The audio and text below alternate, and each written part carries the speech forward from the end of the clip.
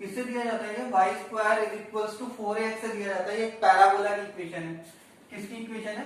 Parabola की equation है।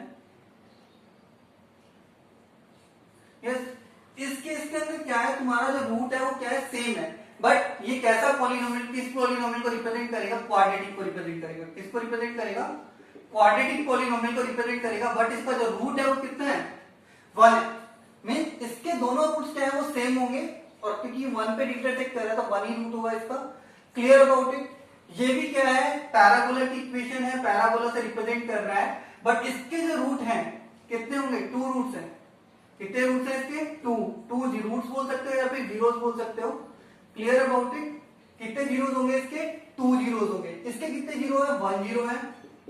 Yes, क्योंकि ये 1 ही टाइम पे इंटरसेक्ट कर रहा है। Clear about it? ये वाई स्क्वायर पैराबोला की इक्वेशन होती है। ठीक है, अब नाउ बात करेंगे किसकी? एक और इक्वेशन होती है हाइपरबोला की, वो तुम्हारे में दे नहीं रखा है कुछ। क्लियर? जो हाइपरबोला है उसकी इक्वेशन तुम्हें गिवन नहीं है, जिसका ग्राफ नॉर्मली इस तरीके से होता है। पैराबोला दे रखा है, हाइपरबोला की इक्वेशन गिवन नहीं है। हाइपरबोला की जो इक्वेशन होती है वो कैसी होती है? हाइपरबोला जिसकी इक्वेशन होती है x square upon a square plus y square upon b square is equals to 1। ठीक है, x square upon a square plus y square upon b square is equals to 1 होती है। इसी से हमारी सर्कल की इक्वेशन निकल के आती है। सर्कल की जो इक्वेशन होती है वो कौन सी होती है? X square plus y square is equals to a square. Means condition क्या होगी? हाइपरबोला की कंडीशन के अंदर हम a is equals to b रख देते हैं तो हमारे क्या बन जाता है? ये सर्कल बन जाता है। ये हाइपरबोला की इक्वेशन थी। Clear about it? अब बात करेंगे, सर्कल की बात हो गई, पैराबोला की मैंने लिख दी, एक लाइन की इक्वेशन लिख देना। लाइन की इक्वेशन होती है y is equals to M x plus C. ठीक है, और अगर 2 वेरिएबल में है तो कितनी होती है? L x plus m y plus n. क्या होती है? L x plus m y plus n होती है, अगर ये 2 वेरिएबल के अंदर है। किसके अंदर है? 2 वेरिएबल के अंदर है। Clear about it? Now Z मान लेते हैं, कोई भी मान लेते हैं। ठीक है, इसके बाद बात कर रहे थे नंबर ऑफ जीरोस की। ये हमारा लीनियर पॉलिनोमियल है। कौन सा पॉलिनोमियल है? स्ट्रेट लाइन में है, सिंपल सी बात है।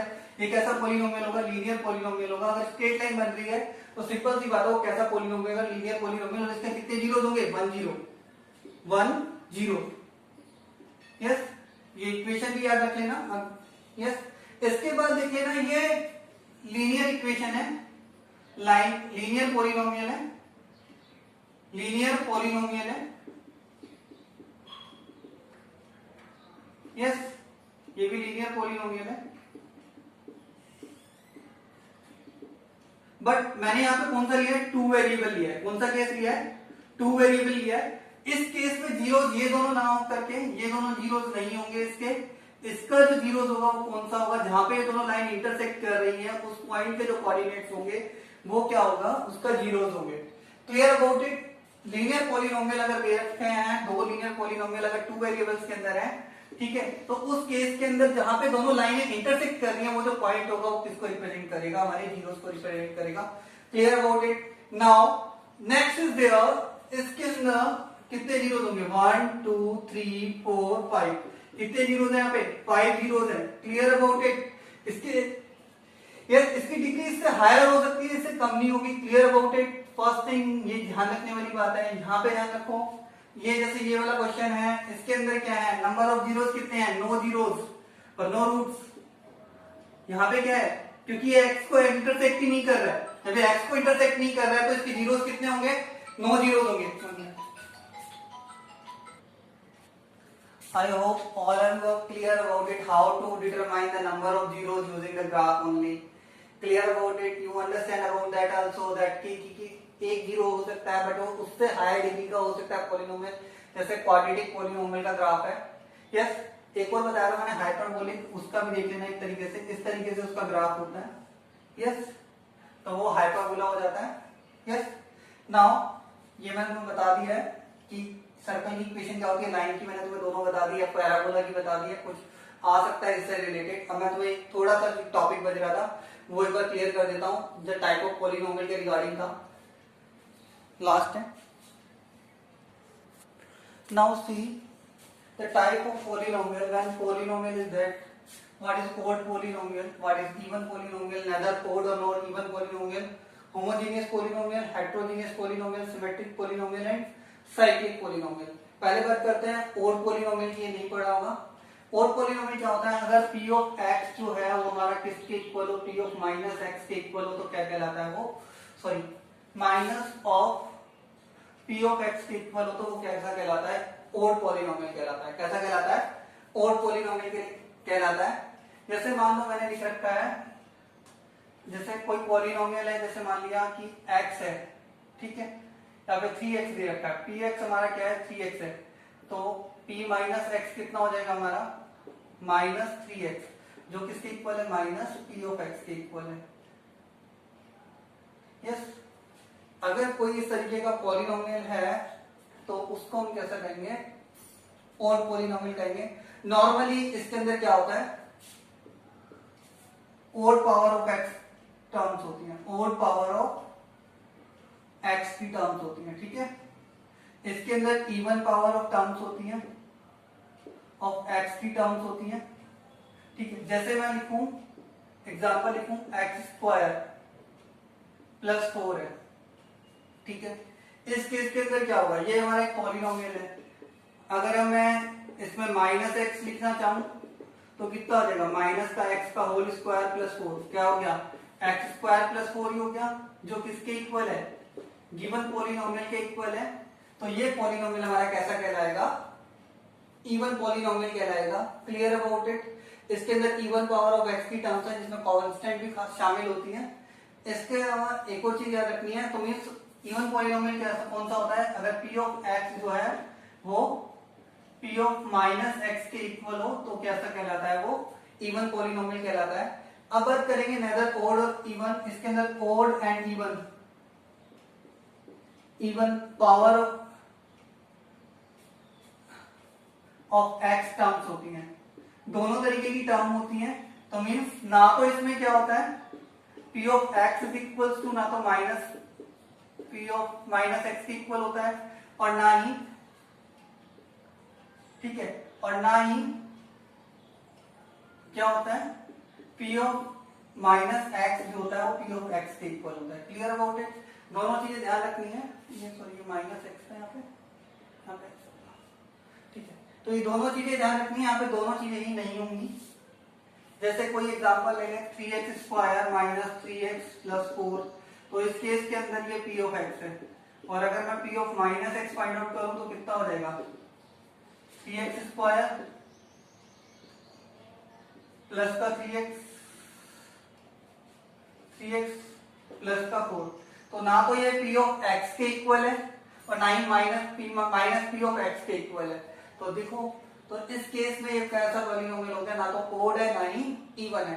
और एक और चीज है, ग्राफ से भी पता चलता है कैसे होगा। जैसे देखो, अगर मैं इवन पॉलिनोमियल का ग्राफ बनाता हूं, ये कैसा पॉलिनोमियल है, इवन पॉलिनोमियल का ग्राफ है। कैसे पॉलिनोमियल का ग्राफ है, इवन पॉलिनोमियल का ग्राफ है। और अगर मैं इसको ओड पॉलिनोमियल का ग्राफ बनाता हूं, ये ओड पॉलिनोमियल का ग्राफ है।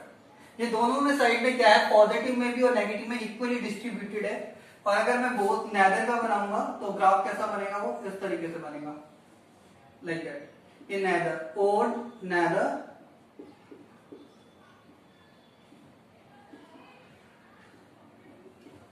इवन पॉलिनोमियल का ग्राफ है। Clear about it. तो समझ में आ गया होगा ओड पॉलिनोमियल कैसे होते हैं, इवन कौन से होते हैं, आइदर ओड और इवन कौन से होते हैं, ठीक है। होमोजेनियस क्या होते हैं, all terms have same degree, same power of x। अगर हम बात करूं एक सिंगल वेरिएबल की, तो सारी जितनी भी टर्म्स हैं, या फिर पावर ऑफ x है, या पावर ऑफ वेरिएबल है, पावर ऑफ वेरिएबल बोल सकते हैं, या फिर डिग्री बोल सकते हैं, और डिग्री बोल सकते हैं, ये क्या होंगी, सेम होंगी, ठीक है ना। जैसे अब मैं बात करूं, जैसे 3x plus 4y plus 5z, ये कैसा पॉलिनोमियल हो गया? होमोजीनियस पॉलिनोमियल हो गया। कैसा पॉलिनोमियल हो गया? होमोजीनियस, क्योंकि यहाँ पे पावर कितनी है? 1 है, यहाँ पे पावर कितनी है? 1 है, यहाँ पे पावर कितनी है? 1 है। बट अगर मैं हेट्रोजीनियस की बात करूं तो इसमें पावर कैसी होगी? डिफरेंट होगी। जैसे मैंने 3x² + 4x + 7 लिख दिया, तो ये कैसा पॉलिनोमियल हो गया? क्योंकि इस टर्म की पावर कितनी है? 2। इसकी कितनी डिग्री? इसकी जो डिग्री है वो कितनी है? 1। इसकी डिग्री कितनी है? 0। तो ये सबकी जो डिग्री है टर्म्स की वो क्या है? अलग अलग है, तो इसलिए इसे कौन सा पॉलिनोमियल बोलेंगे? ठीक है, और हेट्रोजीनियस बोलेंगे if terms have different degree. ठीक है, तो हम उसे कौन सा बोलेंगे? हेट्रोजीनियस बोलेंगे। सेम होगी तो कैसा बोलेंगे? होमोजीनियस बोलेंगे। अब बात करते हैं सिमेट्रिक की। सिमेट्रिक कैसे होते हैं, ध्यान रखने वाली बात है। सिमेट्रिक पॉलिनोमियल कैसे होंगे ये देखिए। अगर सिमेट्रिक पॉलिनोमियल की बात करूं तो अगर कोई पॉलिनोमियल ऐसा है px, y है और py, x है, तो वो कैसा होगा? सिमेट्रिक पॉलिनोमियल होगा। जैसे मैं एग्जांपल दूं, ax + ay प्लस b। अगर मैं यहाँ पर x को y से रिप्लेस कर दूं तो कोई फर्क नहीं पड़ेगा पॉलिनोमियल में। मान लो py ऑफ x, ये p ऑफ xy है और यही क्या है? p of y of x है। दोनों क्या हो गए? सेम होंगे यहाँ पे इस पॉलिनोमियल के। तो ये कैसा पॉलिनोमियल कहलाएगा? सिमेट्रिक पॉलिनोमियल कहलाएगा। एक और आता है साइक्लिक पॉलिनोमियल। क्या आएगा? साइक्लिक पॉलिनोमियल आएगा। जैसे मान लो मैं लिखता हूं x - a, y - b, y - a, z - c, sorry z - a, x - a, y - a, z - a, ये एक पॉलिनोमियल है। अगर मैं यहाँ पे क्या करता हूं, इसको रिप्लेस कर देता हूं x y z को। अगर मैं मान लो x से ना स्टार्ट करके इसे मैं y से स्टार्ट करता हूं तो क्या हो जाएगा? y - a, z - a, x - a। अगर मैं इसे स्टार्ट करूं किससे स्टार्ट करूं? z से, z - a, x - a, y - a। तो ध्यान रखने वाली बात है, यहाँ पे कोई भी वैल्यू चेंज नहीं हो रही है, वेरिएबल से कोई फर्क नहीं पड़ रहा है उसकी पोजीशन से। तो इस पॉलिनोमियल को क्या बोलते हैं? हम साइक्लिक पॉलिनोमियल बोलते हैं। जैसे किस तरीके का होता है? जैसे एक साइकिल हो गया a, b और c। तो इनमें एक साइकिल बन गया a से b, b से c, c से a। और एक और इंपॉर्टेंट पॉइंट है इसके अंदर, अगर मुझे इसका कोई सॉल्यूशन लेना है, if we have to take the value of x, y, z, then we prefer, क्या प्रेफर करेंगे? x is equals to 0, y is equals to 1, z is equals to 2। ये ध्यान रखने वाली बात है। अगर हमें इसका कोई सॉल्यूशन के रिगार्डिंग कभी कोई क्वेश्चन आता है तो वो अगर पूछ लेता है साइक्लिक पॉलिनोमियल के अंदर अगर हमें x, y, z की वेरिएबल्स की वैल्यू प्रेफर करनी है तो क्या होगी? 0, 1, 2 होगी। अगर 3 वेरिएबल है, अगर 4 है तो 0, 1, 2, 3, 4 होगी, सॉरी 0, 1, 2, 3 होगी। Clear about it? तो ये भी इंपॉर्टेंट है, ध्यान रखना है इसे। ठीक है, एक क्वेश्चन लेते हैं फैक्टराइजेशन का, जो बताना भूल गया था। Yes, that is the given polynomial. Yes, we have to factorise it. क्या करना है? हमें इसे फैक्टराइज करना है। ठीक है, मैं इसके जीरोस भी बता दूंगा एट लास्ट। अब हमें फैक्टराइज करने के लिए हमें सिंपली क्या करना है? पहले हम x + 1 को चेक कर लेते हैं। 1 के लिए हम क्या करेंगे? सम ऑफ कोएफिशिएंट करेंगे। सम ऑफ कोएफिशिएंट पहले हम एक ट्रायल से फाइंड आउट करेंगे। तो 1 - 9 + 23 - 15 कितना हो गया? 0 हो गया। तो मींस क्या हो गया? x - 1 is a factor of given polynomial. ठीक है, अब हम क्या करेंगे? दूसरा बाकी फैक्टर्स को फाइंड आउट करने के लिए हम क्या करेंगे? इस पॉलिनोमियल को क्या कर देंगे? डिवाइड कर देंगे।